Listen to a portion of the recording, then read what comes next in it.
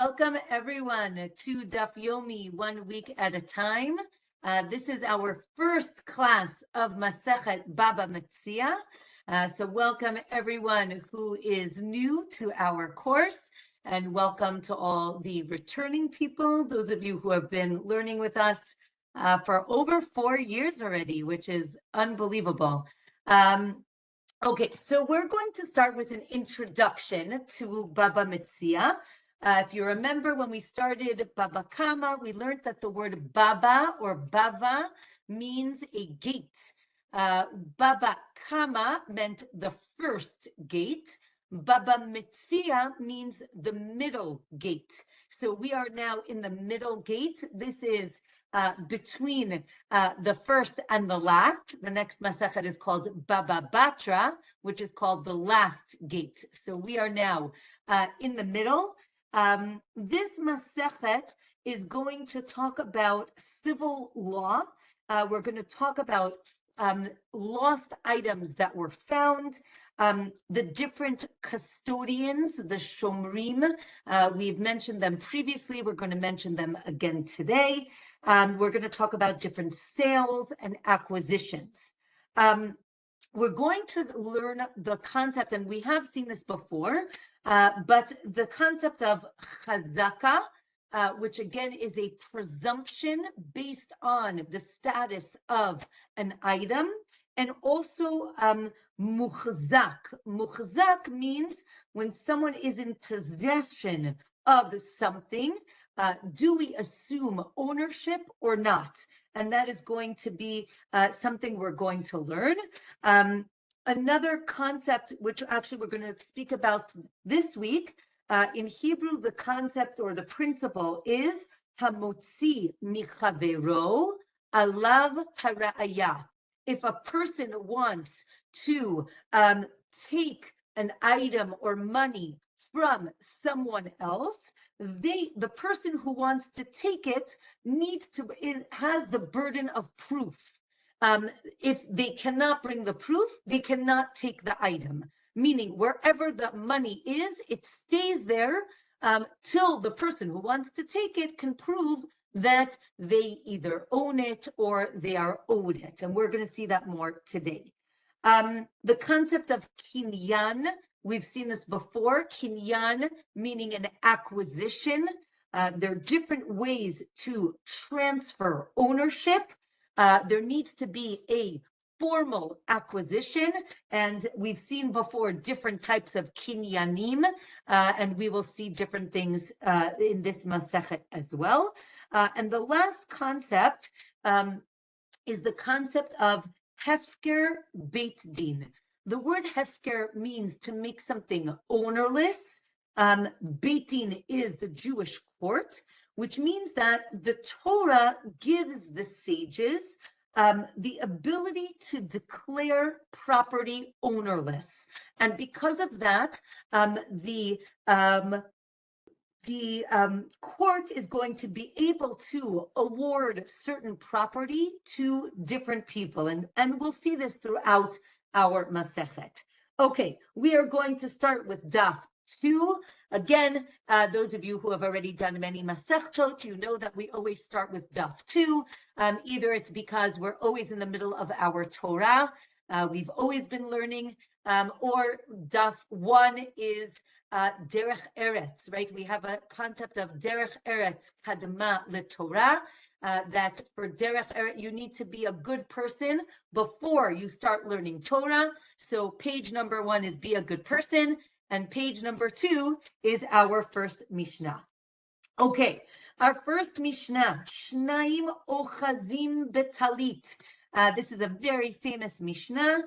Generally, children start this Mishnah when they start to learn Mishnayot or Gemara. They start with this. It means two people are arguing over a cloak. Talit here doesn't mean the fringes, that fringe garment that men wear nowadays. Here it just means a garment. Two people say that I found, right? They found it lying on the floor. They each grab one side of it and they each say, I found it first. No, I found it first. Okay, so they're each saying it's mine. they have to swear that they own at least half of this item, and then they split it. We'll see what all of these words mean. Okay, let's say one person says, it's all mine, and the other person says, only half of it is mine, right? Maybe the person says, oh, you know what, we picked it up at the same time, let's split it. So they need to swear, and then basically everybody gets half of what they say, right? So the half person, if they say I only own half, they get a quarter, and therefore the person who says it's all mine, they get 3/4. So not half, but less than what they claimed.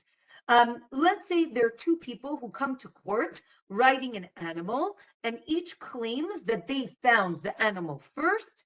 They take an oath, right? They swear, and then they split the animal. Again, we'll see what that means. And lastly, in the Mishnah, if they both agree that they found it at the same time, they can split the garment or the item without taking an oath. There's no reason to take an oath if they all agree that they will split it.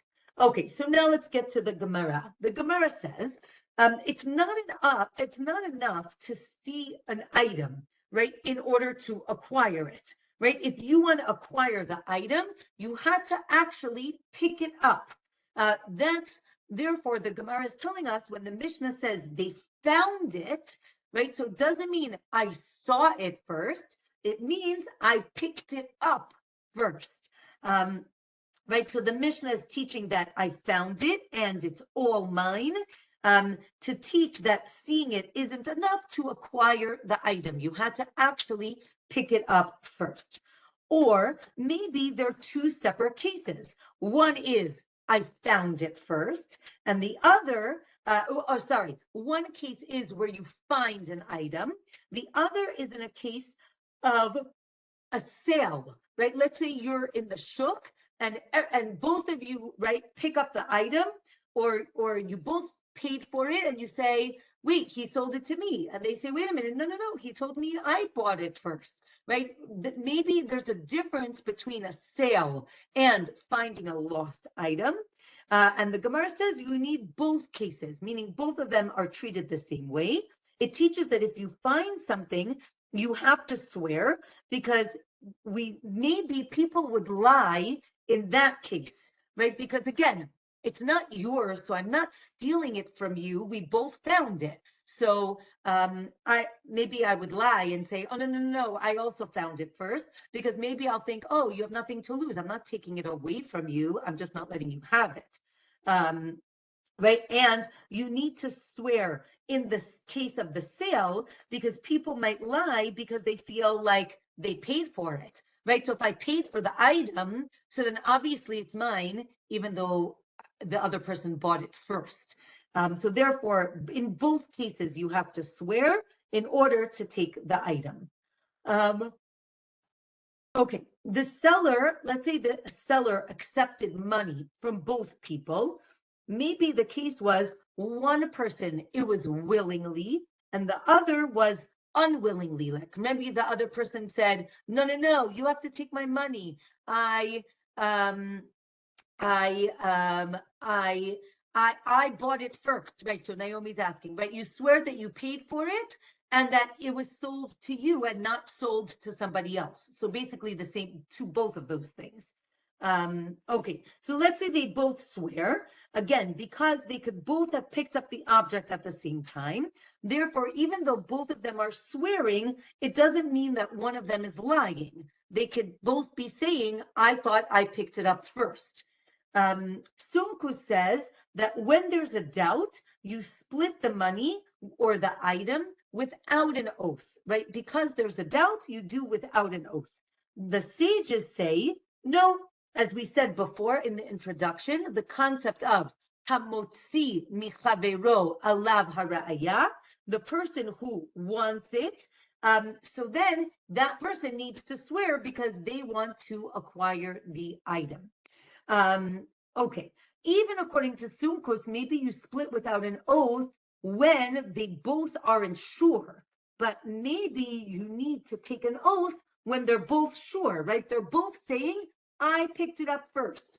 So in that case, they both need to swear, and then they will split the item. Okay, daf number 3. Or maybe it's just a decree of the sages so that people don't go around and grab other people's things. Right? Because again, as we said, if I'm going to make you swear, so then you're going to take it very seriously. Rabbi Yossi thinks that if there's a doubt, then no one should get it. That's not our Mishnah. Our Mishnah said, you swear, you split it. Rabbi Yossi has another opinion. Maybe nobody gets it, right? Like we used to say to the little kids, if you can't come to an agreement, I'm taking the object away, right? Nobody gets it. Again, maybe that's only the case when one of them is lying. But again, here, both of them could be telling the truth, right? They both picked it up at the same time. We have a case of a shopkeeper. A person tells the shopkeeper to pay his workers and to put it on his tab. The shopkeeper goes to the owner to collect the tab money. And then right, because he says, I paid your workers. And then the workers say, we were never paid. And then they go to the owner and they say, okay, pay us. So then the Gemara, we didn't learn this case yet, but we're going to learn it later on. In this case, the owner actually needs to pay both of the people, both the shopkeeper and the workers. And if it's a machloket, if they need to swear, right? Do they have to take an oath first? And then he pays them both, right? Each one takes an oath that they did exactly what he told them to do. Okay, let's say there's a case where a person says, you owe me 100, and the other person says, no, I don't. So, and then a witness comes and says, oh, you know what? He actually owes you 50. So now this person needs to pay 50, and then he can swear that he doesn't owe the other 50. Now, in our Mishnah, because each one of them is holding on to one part of the cloak, it's as if they're witnesses, right? Because we see the cloak there. Therefore, they need to take an oath that they don't own, right, less than half, right? They each get a half. Now, an important principle is that if you admit to half of a claim, so then you need to swear about the rest of the claim. That's called modeh b'miktzat, right? If you admit to part of the claim, so then you pay back the part that you claim that you admit to, and then you take an oath that you do not owe the rest of it.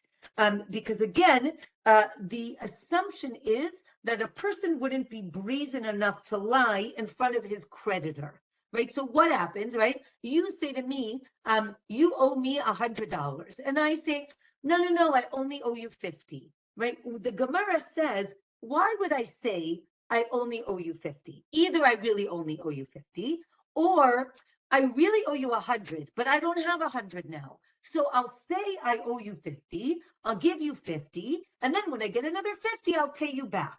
So here, the Gemara says, right, you might lie about half, you wouldn't lie about the whole thing. Therefore, if you admit to half, you have to swear about the other half. So therefore, if you're lying, you'll admit to it. You'll say, oh, no. I didn't tell the truth. So really, that's not the case. Even if witnesses, so now the question is, what if witnesses come and say you owe half? Is it the same thing as you admitting it, and therefore you have to swear, or not? So that's what the Gemara is talking about, right? So again, if you admit to owing, so it's as if a lot of witnesses came, but a person can't admit to owing, let's say, a penalty, a knas. So then they would be exempt. Okay, let's say a person swears falsely. We did this at the end of Baba Kama, and then they admit it. If you remember, we learned that the person has to pay a chomesh, right? Chomesh is a fifth of what they needed to pay back. If a person admits to to being a false witness, right? An aid zomen. If a person admits to it, so then they're exempt. But if witnesses come, they're exempt from their punishment. But if witnesses come, so then they are liable. The Gemara then teaches that one witness can make a person take an oath. And here the Gemara talks about on the top of Daf 4, the concept of what's called Gilgul Shvu'ah. Gilgul, in modern Hebrew, a galgal is a wheel. So Gilgul means to like roll over, meaning that let's say there was a claim that doesn't require an oath, and then there's another claim that does require an oath. So you can extend the oath from one claim to the other, right? If you're already going to take an oath, so let's move it over to the other claim as well. So one witness who comes to testify against the person can put in motion this Gilgul Shvu'ah, right? That you are rolling over the oath to the other claim. But if two witnesses come and say that he owes 50, meaning half of the claim, so then the money is required. The money is requiring him to swear and not the witnesses. The Gemara tries to link a person's admission and two witnesses who come and one witness. And it goes back and forth to try to compare those three cases, right? Each one is unique, but all of them cause a claim and then a denial, which causes the person to have to swear that they don't owe anything else. I made the bracha already, so I'm just going to drink. So, okay. If a person denies taking out a loan and he denies it and it turns out that he was lying, he's still a valid witness, meaning he could become a witness and he's still valid because we say when a person denies taking out a loan, it's because they don't have the money, not because they really are, liars, even though they're lying, but they're basically trying to stall. But if a person denies having had a collateral that they were watching, so then they're disqualified as a witness because that person is full out lying, meaning either you have it or you don't, and therefore you're disqualified as a witness. Okay, back to the common thread between a person admitting versus two witnesses coming or one witness coming.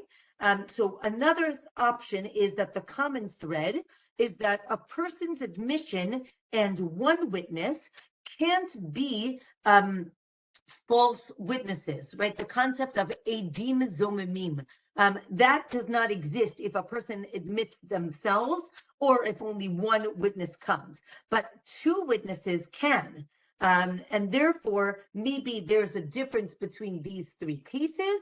And then the Gemara says, no, even one witness would be involved because if another witness comes and joins him, he would also be involved. Okay, let's go back to our case. You owe me $100, and then I say, oh, I only owe you $100, and here it is, right? The Gemara uses the word helach. Helach means like, take it. Here it is. So the Gemara is going to try to understand what is this concept of helach, of here it is. Right? Are you like, it seems to be saying, I still have it, so here it is, right? Now this person has to take an oath because they admitted to half the claim. Or maybe if he says here, right, helach, then he's saying, this is yours, and I don't owe you anything because it's yours already, right? You gave me 100, I still have 50 like in a bag and I didn't even touch it, it's yours. And therefore it's not an admission to owing you the money, and therefore you're exempt of the oath. And then maybe our Mishnah, the oath that they're taking is really just a decree and not a biblical mandated oath. Okay, now the case is, let's say you have a document that says a person owes money, but we don't know how much. So the lender says, you owe me 5, and the borrower says, what are you talking about? I only owe you 3. Now, again, as we said, modeh b'miktzat, if you agree to part of the claim, then therefore you swear. Or Rabbi Kiva says that maybe he's saying, no, I'm just returning this object to you. Here's the 3, here, just take it. And therefore the person doesn't swear. Maybe the person swears because they said 3, but if they would have, but if they would have said 2, maybe that would be like Helach, here, take it, and then maybe they would be exempt, because let's say the document said you owe ksafim, right? Ksafim is plural for kesef, which means a minimum of 2, and then the document says 2, and you're saying here's 2, so you might be exempt if you just exempt for the oath if you just give 2. And the Gemara says no, even with 2 the person would swear, or no, with 2 the person would be exempt. But if you say Helach, if you give it, so then the person is liable. So we can't learn here because the document itself might prove the 2, and not the concept of Helach. Okay, Rabbi Kiva says you're exempt from the oath because you said 3. But again, if you said 2, it seems you would be liable for an oath. Therefore, the idea of a Helach, of giving it back, does make you liable to swear, or maybe not, right? Again, maybe even with 2, if you return 2, you're exempt from the oath, right? Again, he's returning a lost object, and 3 or 2, you would still be exempt from the oath. Let's say a person said, you owe me utensils, kelim, right? Something movable, and land. And let's say the person admits to one, but not the other, right? So either I owe you land or I only owe you a cup, but I only owe you one, not both. So you don't swear because you never swear about land. Again, land is very unique. You can't steal it. You do not take an oath for land. Therefore, if the claim contained land, you don't take an oath. But if you said, oh, I owe you 5 cups, not 10 cups, so then you do take an oath. If he would have said, Helach, right, again, about some of the vessels, right, here are 5 cups, you'd still be exempt from the oath. If he admitted to some of the utensils, but denied the other utensils, and denied all of the land, you can force him to take an oath about the utensils and the land, because he's already denying one and not the other. We can roll them all together and force him to take an oath on that. Okay, daf number 5.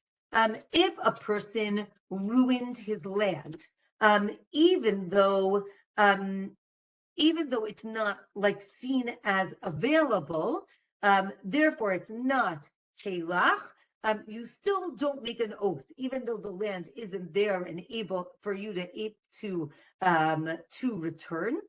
You still don't take an oath. From here, the Gemara starts talking about the 4 custodians, the Arba Shomrim. That if the Arba Shomrim have to, so for them to take an oath, they have to admit to part of the claim, and then they take an oath. Now, each one of these custodians has a different level of responsibility. right? So they take their oath. It's called Shvuat Hashomrim, right? The oath of the custodians, only if they admit to some part of the claim. So here the Gemara says, oh, that seems to be like Halach, and they need to deny one part and admit one part. So what's the case? So let's say the case is, I gave you 3 cows to watch, and now I came back and they all died because of your negligence. Right now, if the person was negligent, he would have to pay for all 3 cows. So the person says, no, wait a minute. First of all, you only gave me 2, not 3. Second of all, 1 died by accident, meaning it wasn't my fault, and 1 died because it was my fault. So, right, he admits to some and he denies some. And that is not Halach because he's not giving back any of the cows. They're all dead. So it's not Halach. We do have an admission and a denial, and then he takes an oath. Okay, another case, right? You owe me 100. The person says, no, I don't, right? I don't owe you anything. And then witnesses come and say, you owe him 50, right? We saw this before. So now he swears about the other 50. This is based on a verse, right? The verse says, ki hu zeh, right? Because of this, right? Right? We have hu and zeh, right? It, right? Because of this, but it's like this item is it. So one teaches if you admit and you would have to take an oath, and the other is if witnesses come, you also have to take an oath. Or no, one teaches that if you admit partially, you have to take an oath, and the other is to teach that if you admit to something, it has to be the same as the claim, right? If someone says, you owe me a pound of wheat, I can't say, I only owe you half a pound of barley, right? That's not called admitting to part of the claim because you're admitting to something completely different.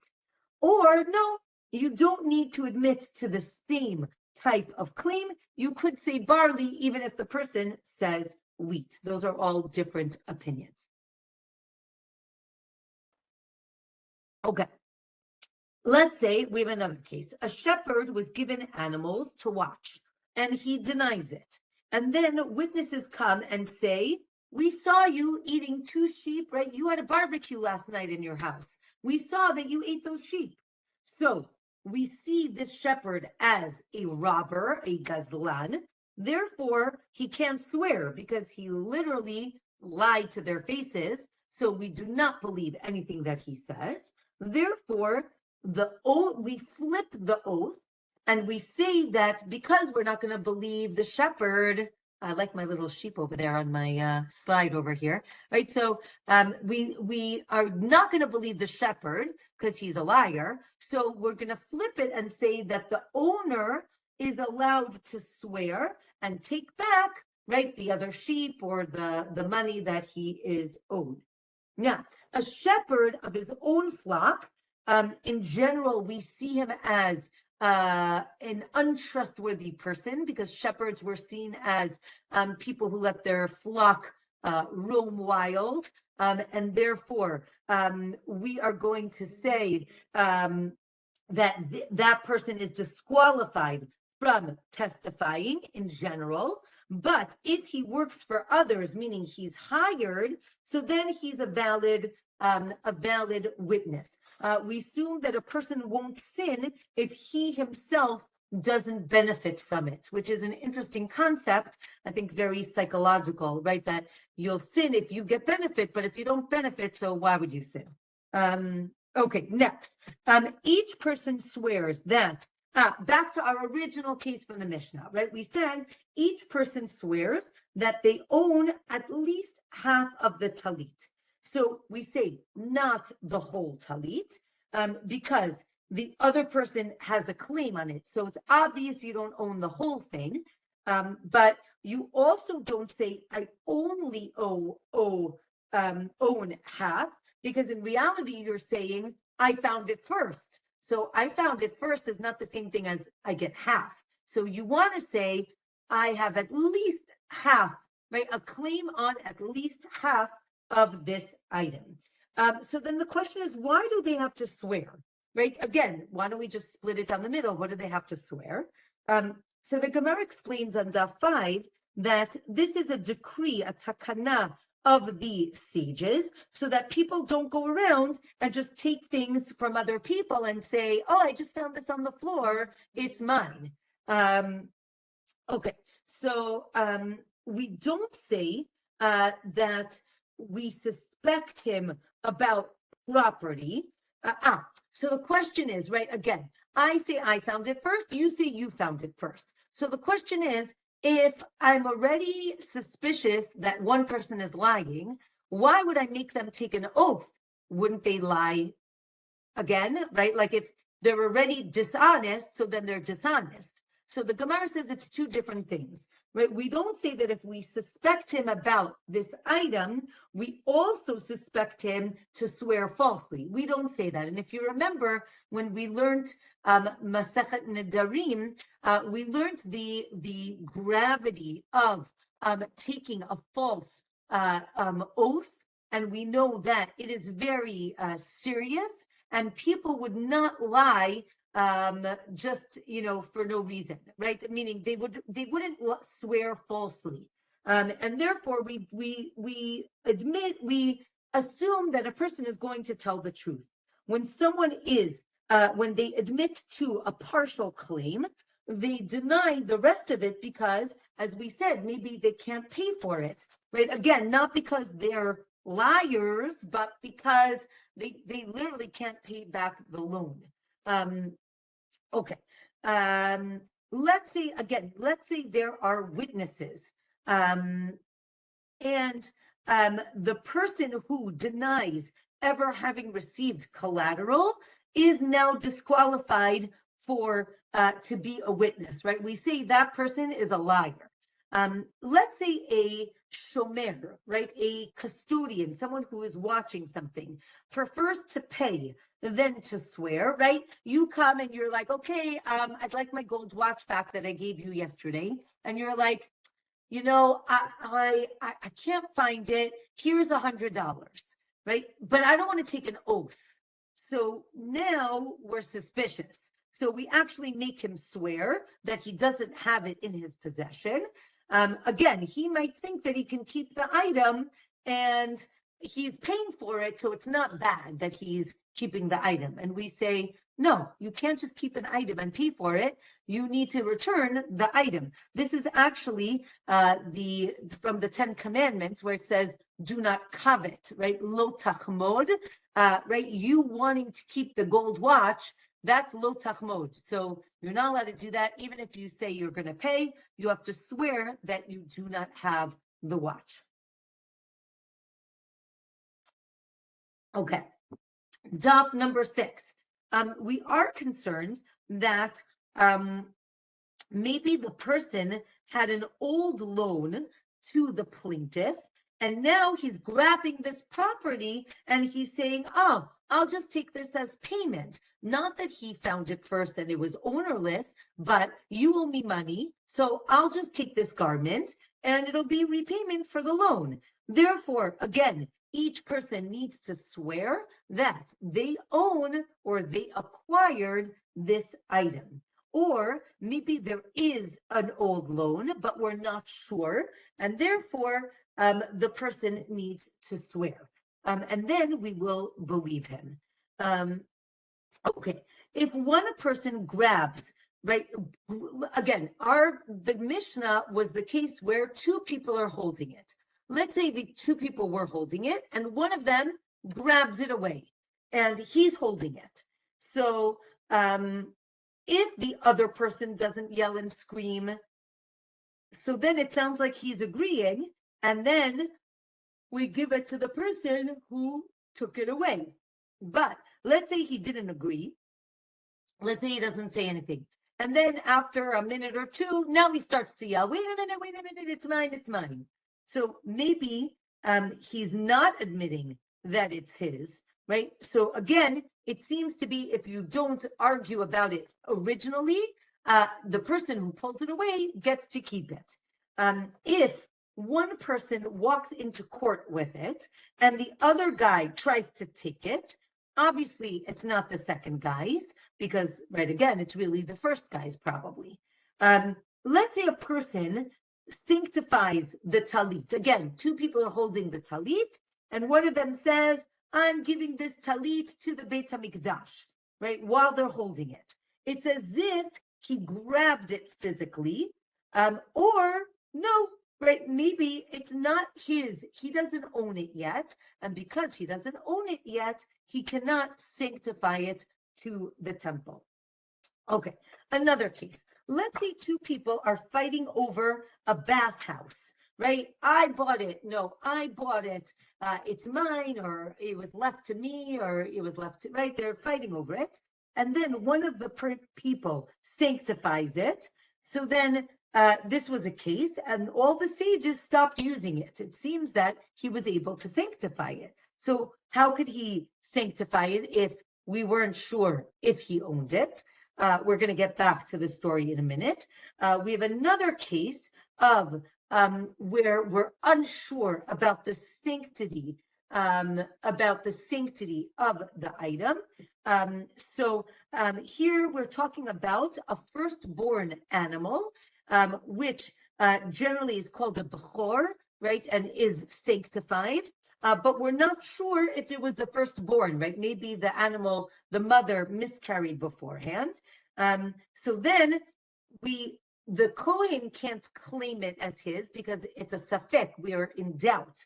But the owner can't shear it because maybe it is sanctified and you're not allowed to shear a sanctified sheep. So if the Kohen comes and grabs the animal, so then the owner can't grab it back because we're not sure who owns it. This shows that even though they disagree, you still see that it is sanctified. So Gemara says, wait a minute, it's a different story. No, you can take it away from the priest if he grabs it. But here the sanctity is different. The sanctity is from the second it was born. That's different than what we were talking about, sanctifying an item. That's a different type of sanctity. Okay. Daf 7 speaks again about different doubts when speaking about these animals, right? If we're not sure if it's the firstborn, what do we do with it? Does it count as already a sanctified item that belongs to the Kohen, or does it still belong to the owner? And then the Gemara says we're actually talking about a different doubt. Here, the doubt is about the firstborn of a donkey. This is called Peter Chamor. The firstborn of a donkey needs to be redeemed with a sheep, and then that sheep is given to the Kohen. So if we're not sure if the donkey was a firstborn, so then the separated sheep that you separated, again, we're not sure, is it the Kohen's or the owners? And it seems to be more the owners than the Kohen. Okay, back to our bathhouse story. So the Gemara says, if you can't take an item for yourself, you can't sanctify it. So the Gemara says, really? But if it isn't in your property, you also can't sanctify it. So what do we do about this bathhouse? Right? It's not movable. So we say if he can prove that it's his, then it's as if it's in his domain, and therefore he can sanctify it, and that's why that worked with the bathhouse. So now, let's say, right, again, going back to our two people holding onto a garment, and you give them, so we said you split it. So the question is, what does it mean split? In my mind, right, you cut it down in half goes to the, right, to this person, and half goes to the other person. So the Gemara says, no, wait a minute. Let's say there are two people holding onto a garment. You give them, right? So let's say here, right? Each person is holding on to this, right? So everybody gets, right, the part that they're holding on to. Hold on, here, do it like this. Okay, and then this part in the middle gets split in half, and each person gets half. Okay, that was good actually. Okay, so right, if you grab on to more of the item, you get whatever you're holding on to. So this is good if you grab, so grab a lot, right? So they each right get what they're holding on to, plus right, then they swear, and then whatever's in the middle gets split in half. Now, our Mishnah says, no, right? Again, right? So our Mishnah says you take the talit and you just rip it in half, which is different than what we just said. So how does this work? So the Gemara says, in the case of the Mishnah, it was each person was just holding on to the edges, so they wouldn't get anything, right? So that's when you rip it, mamash. We'll get into that well. I see. I spoke too soon. Okay, that's when you rip it in half, right? When each one is holding on to just the edges, you rip it in half. But if they're each holding on to like a nice chunk, so they get what they're holding, and you split what's in the middle. And from here, the Gemara explains that if a person holds on to an area of a fabric that's at least 3 by 3 fingers, so that's pretty close. 3 by 3? No, so that's like this. Here. No.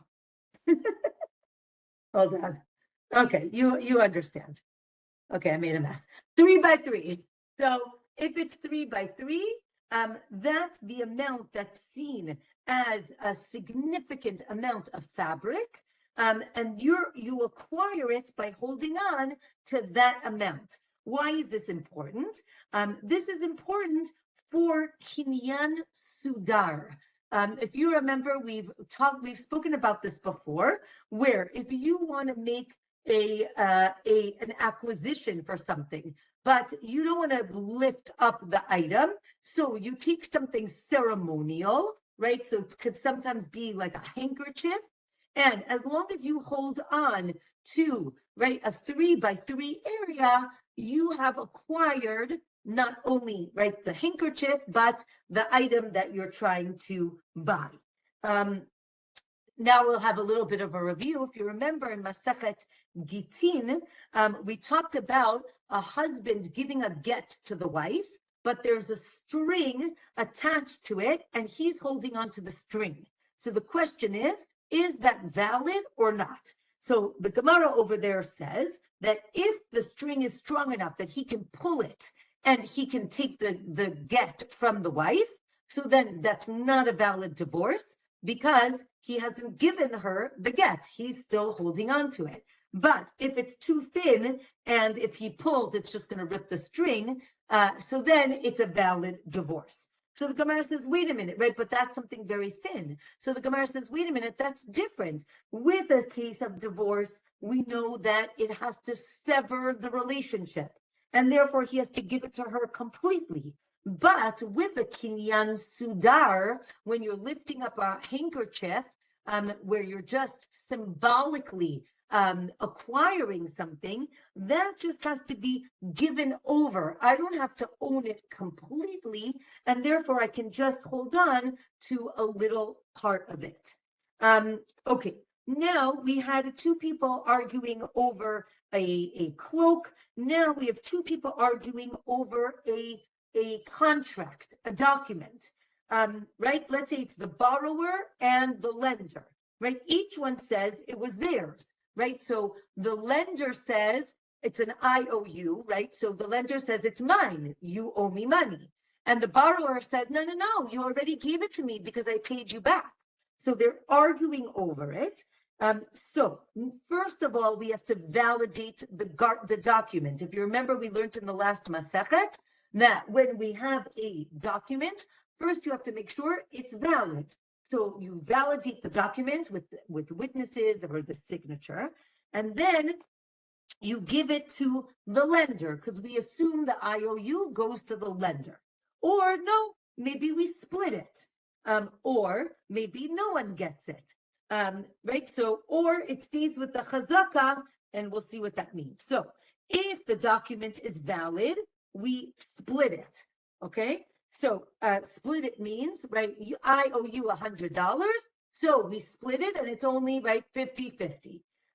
If it's not validated, then we don't split it because you can't collect a loan with an unvalidated document. Or if the lender admits that if the one second. If the borrower admits that he borrowed money, so then they split the value of the document as long as it is validated. Okay, if let's say a random person found it by a judge, so then no one gets it, right? Because the lender doesn't have it and the borrower doesn't have it.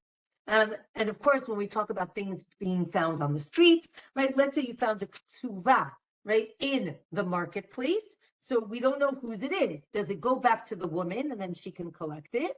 Does it go back to the husband? So that means he paid it already. So if the husband admits that he never paid it, so then you can return it to the woman.